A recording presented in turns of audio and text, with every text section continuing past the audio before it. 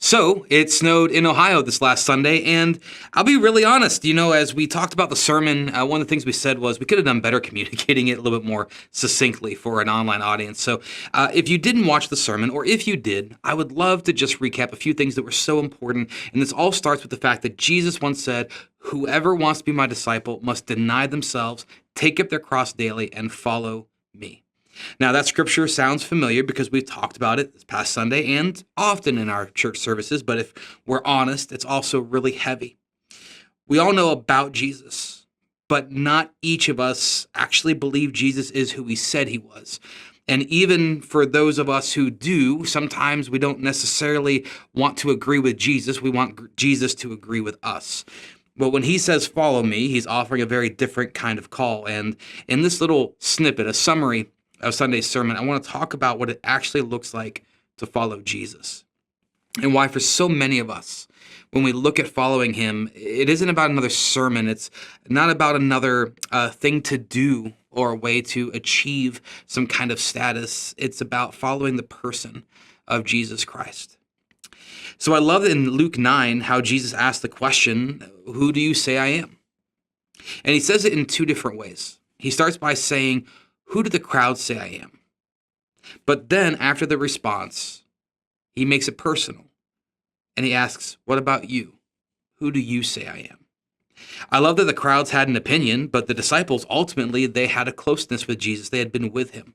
And when Jesus presses, it isn't to get the right answer for the test. It's for personal clarity. And this is where we start to see what it looks like to follow Jesus. Christianity doesn't really work as a secondhand faith. One of the things we talk about a lot of times with our young people is that the faith of your parents cannot save you. Your faith is the only faith that can save you. And for some of us, myself included, when I first hear that, I feel a little attacked. Well, wait a second, aren't we practicing the same faith? And yes, we are. We are both walking toward Christ, but my faith is not what rescues my sons from separation from God. Their faith is what rescues them from that separation. So we can't live off what the crowds say, and we can't live off of what the church says. At some point, Jesus looks at each of us and says, "Well, who am I to you?" And Peter gets the title right. You're God's Messiah.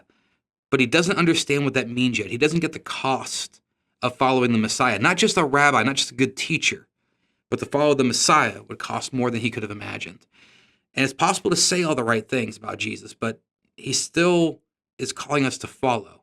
And that looks different.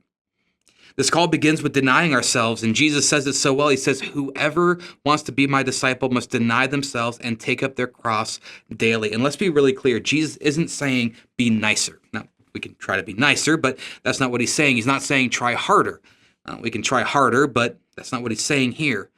To be more disciplined or to improve your life with better religion. He's saying something so much deeper. To deny yourself means to lay down the right to define yourself. This is hard for us because it stops placing us at the center of our own story, and it gives that place to Jesus instead. But then he goes on to say, "Take up your cross," and that wasn't a metaphor. Okay, technically, for most of the disciples, it was a metaphor. For some of them, it was not. For some of them, they would literally pick up a cross and they would follow Jesus, but they wouldn't do that literally daily. What he's saying in that is that there are some truths about following him, that it's public. That was the thing. When you walked toward your execution, the reason the Romans would have you carry a literal cross was to show what was happening to you. They wanted everyone to know your fate. And carrying that cross was shameful, and it was irreversible. These were instruments of death.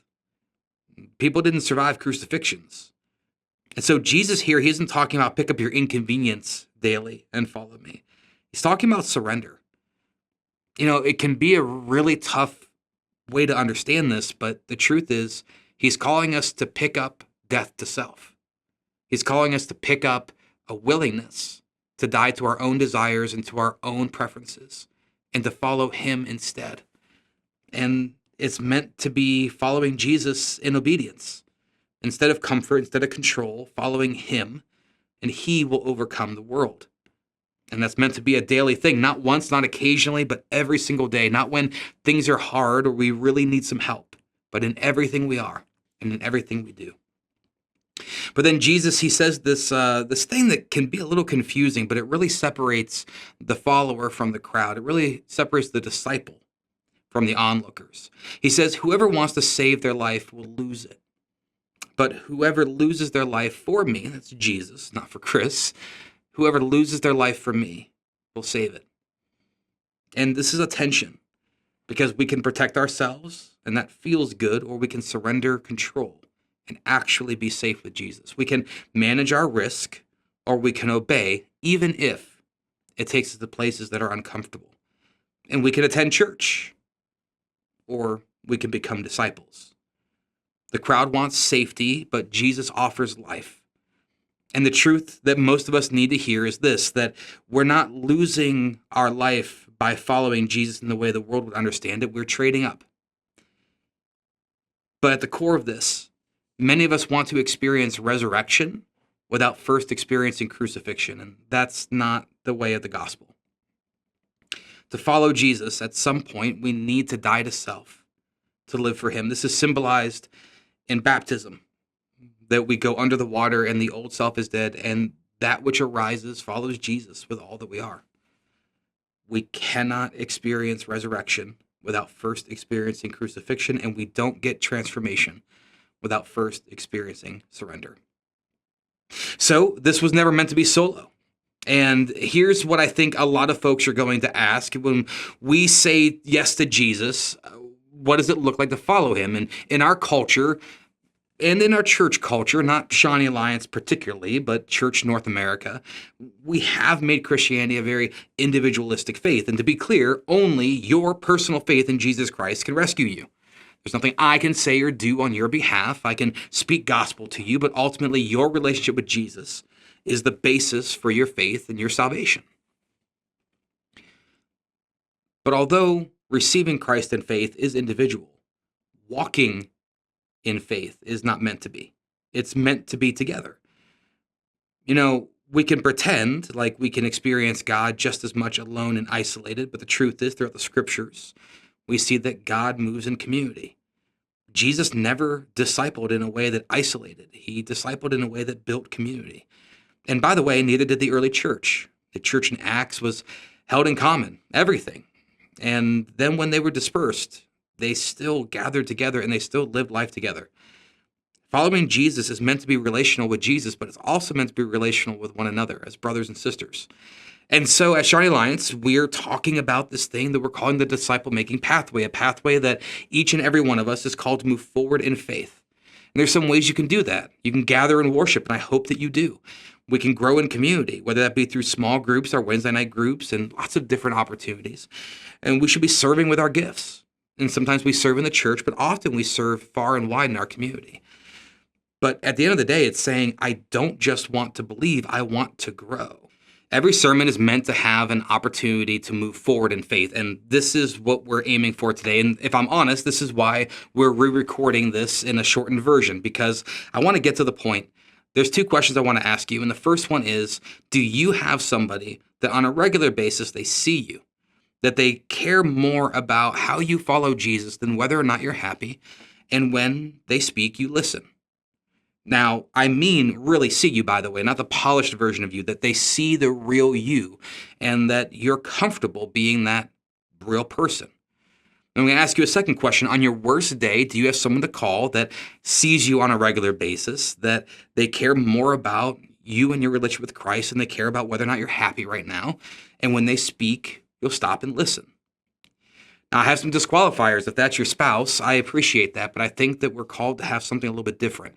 Sometimes we try to make our spouses our pastors and our therapists and our mentors, and that's not God's best.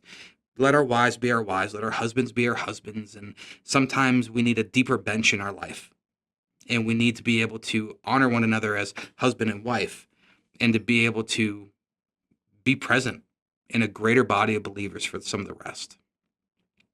The other thing is, if that person in your mind is Chris or is Sarah Kennedy or is John Long or is Josh Kennedy, is one of our staff or team, or one of our leaders, maybe our youth leaders or one of our many ministries, take a step back. That's actually not what I'm talking about. I'm talking about someone who sees you as part of your everyday life. not just in ministry, not just on Sundays or when those spiritual moments come when we put on the Jesus makeup. I mean, actually see you in everyday life. And if you have that person, I want you to have them in your mind. But again, if they're family, this isn't what I'm talking about. If it's a pastor, that's not what I'm talking about. It's someone who's actually living life with you. If you have that person in your mind, I'm so happy for you. If you don't, I want to invite you into a different kind of relationship. At Shawnee Alliance Church, we're beginning a process of pairing folks who want to be mentored with people who've been trained to walk through life as mentors. There's a lot of questions that someone could have. But instead of trying to figure it all out in one video or one sermon, I simply invite you to go to shawneealliance.com/mentor.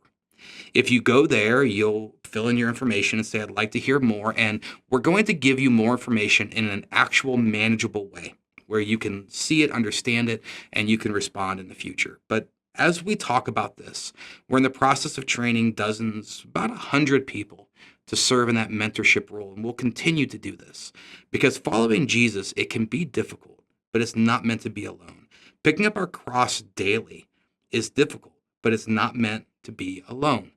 And so if you don't have that person that you share life with, that sees the real you, that actually cares more about your relationship with Jesus than whether or not you're happy today, and when they speak, when they challenge you, when they call you to more, that you really stop and listen, shinealliance.com/mentor. If it goes well, it'll be another month or two, but we would love to be able to start being intentional about bringing together people in Christ-honoring relationships to be able to grow toward Him together.